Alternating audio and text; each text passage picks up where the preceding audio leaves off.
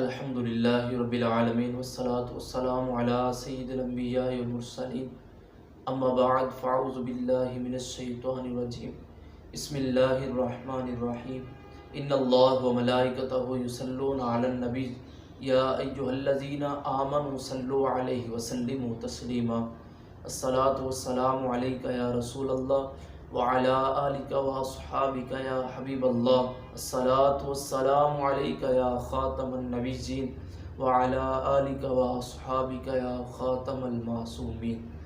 हज़रत सय्यदना मुहम्मद बिन सुलेमान जज़ुल्ली रहमतुल्लाहि तआला अलैह अपनी किताब दलालुल खैरात में लिखते हैं कि नबी करीम सल्लल्लाहु तआला अलैहि वसल्लम ने फरमाया, जब मेरा उम्मती मुझ पर दुरूद पाक पढ़ता है तो उसके मुँह से जो अल्फाज जो सीगे दुरूद पाक के निकलते हैं तो वो पूरी दुनिया में घूमते हैं, यहाँ तक कि सहराई इलाकों में चले जाते हैं, समंदरों के ऊपर से जंगलों में से गुज़रते हुए यही सदा करते जाते हैं कि हमें फ़ुलां बिन फ़ुलां ने एक अज़ीम मुअज़्ज़ज़ दुनिया में सबसे इज़्ज़त वाली हस्ती यानी हज़रत मुहम्मद मुस्तफ़ा सल्लल्लाहु ताला अलैहि वसल्लम की बारगाह में भेजा है।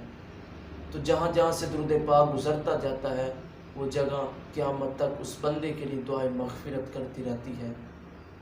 और जब दुरूद पाक पूरी दुनिया घूम लेता है तो अल्लाह तबारक व तआला उससे एक परिंदे को पैदा कर देता है।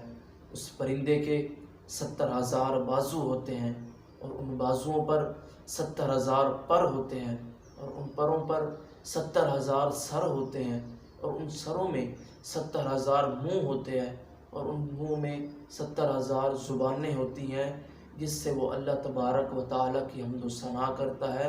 उस सारे का सारा सवाब उस दुरूद पाक पढ़ने वाले के नामा अमाल में लिख दिया जाता है। तो देखा आपने प्यारे इस्लामी भाइयों, कितनी ही प्यारी दुरूद पाक की फ़जीलत। तो हमें भी चाहिए कि हमारी ज़बान हर वक्त दुरूद पाक से तर रहनी चाहिए। तो अल्लाह तबारक व तआला हमें भी दुरूद पाक पढ़ने की तौफ़ीक़ अता फ़रमाए। आमीन बिजाहि नबी।